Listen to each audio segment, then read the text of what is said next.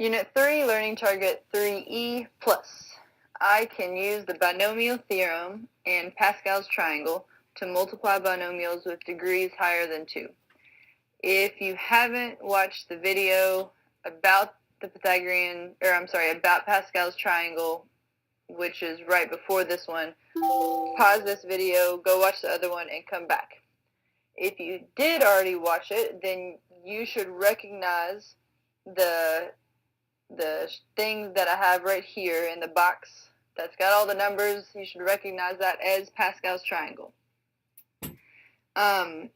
In the video, they did this example 1, but they went through it really quickly. So we're going to do it as a group, or I guess I'll do it and you all listen to it as a group, and then just kind of go through it a little bit slower than what the video did. So we know that something squared means multiply it by itself. There's 2 of them. If we do that and we FOIL, we're going to have x squared plus xy plus xy plus y squared, giving you x squared plus 2xy plus y squared. So as you'll see, the coefficient with the first one is 1. The coefficient with the second one is 2. And the coefficient with the third term is 1, which matches up directly with what it should be because it's to the second. One thing it didn't really talk very much about was how the exponents work.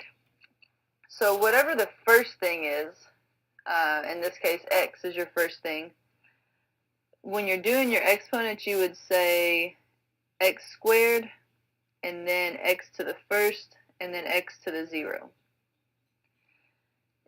Then the second piece, which is your y, you do backwards. You'd say y squared on the end, then y1, then y to the 0. In case you don't know, anything to the 0 power is just 1, so that doesn't really change anything. So this piece right here matches up exactly with what we got when we actually multiply those 2 things. Now with it just being squared, it doesn't take that long, it's not that big of a deal. But if we look at something like x plus y to the third, that would mean there would be 3 of these things. Well, we just figured out that when we multiply 2 of them, we get x squared plus 2xy plus y squared. So rather than redoing that and multiplying these 2 right here, I know that when I multiply 2 of them, that's what I get. And then I still have my third one to deal with. From here, again, we have to distribute. We'll distribute our x squared to each piece, our 2xy to each piece, and our y squared to each piece. So we would have x to the third plus x squared y plus 2x squared y plus 2xy squared plus xy squared plus y to the third. Then we combine our like terms and get x to the third plus 3x squared y plus 3xy squared plus y to the third. Alright, so since we're looking at x to the third, we know that our coefficients should be 1, 3, 3, 1. Well, we've got 1 there, we've got 3 there, we've got 3 there, and we've got 1 here. Again, if we were writing this out using Pascal's triangle, we'd write 1, 3, 3, 1. And then since it's to the third, we would start with x to the third, then x squared, then x to the first, then x to the 0. Then go backwards, y to the third, y squared, y to the first, y to the 0. We don't need the 1 out front. Y to the 0 is just 1, so that first term is just x to the third. Then we've got 3x squared. You don't have to write y to the 1. That's just assumed if it's y.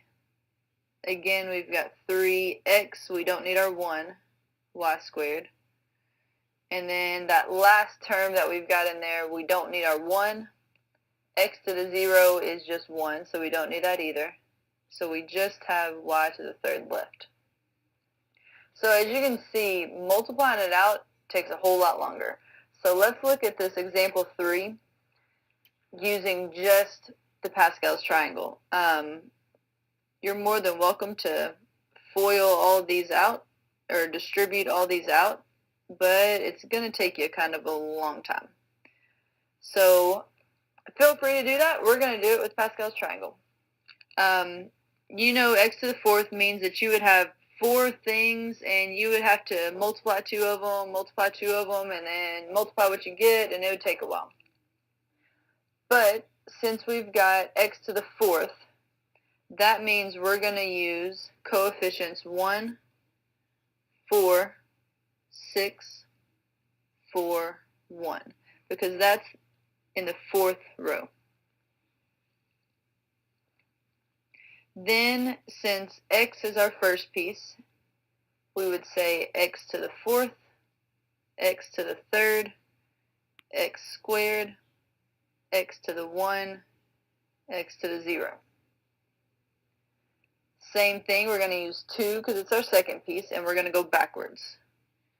2 to the 4th, 2 to the 3rd, 2 to the 2nd, 2 to the 1, 2 to the 0. So it's right at what we have. 1, x to the 4th, 2 to the 0. Well, 2 to the 0 is just 1. We don't need our 1, so it's just x to the 4th. Here are x's. We've got x to the 3rd. And then we've got 2 to the 1st times 4.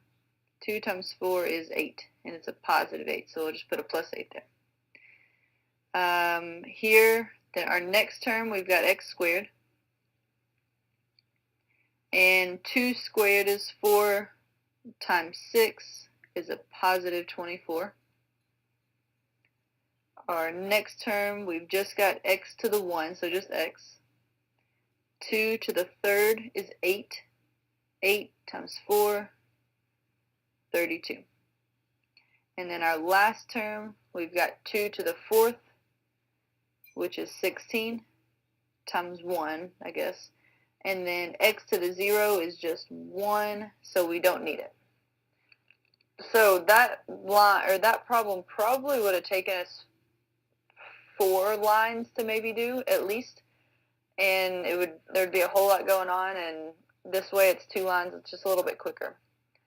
One last example. X to the 3rd, well, we know that that would be x minus 3, and it'd be 5 times x to the 5th. X minus 3, have it 5 times. Well, instead of multiplying all those together and taking forever, we know that since it's to the 5th, we're going to use row 5. That means our coefficients would be 1, 5, 10, 10 again, 5 again, and 1. Then we take our first piece and say x to the 5th, because that's your exponent, x to the 4th, x to the 3rd, x to the 2nd, x to the 1st, and x to the 0. Go backwards with our next piece, and we'd say negative 3 to the 5th, then negative 3 to the 4th, negative 3 to the 3rd, negative 3 squared, negative 3 to the 1st, and negative 3 to the 0. Simplify all your stuff and you're finished. So this first piece just becomes x to the 5th. 3 to the 0 is 1, we don't need 1. Our next piece, we've got x to the 4th, negative 3 to the 1st, times 5 is negative 15. Then we've got negative 3 squared, which is 9, times 10 is positive 90, and x to the third. X squared is with our next piece.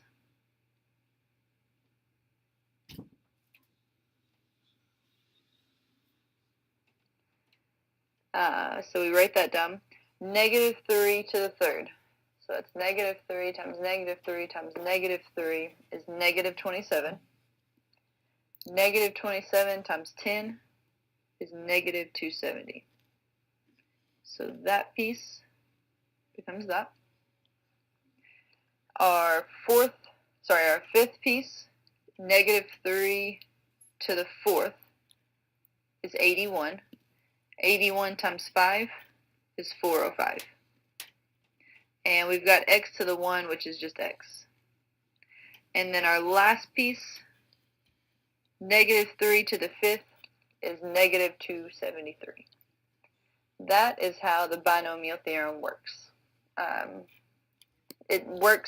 It's a lot quicker if you've got something with a big exponent, but a small exponent you might as well, like something squared, to distribute that out doesn't take very long.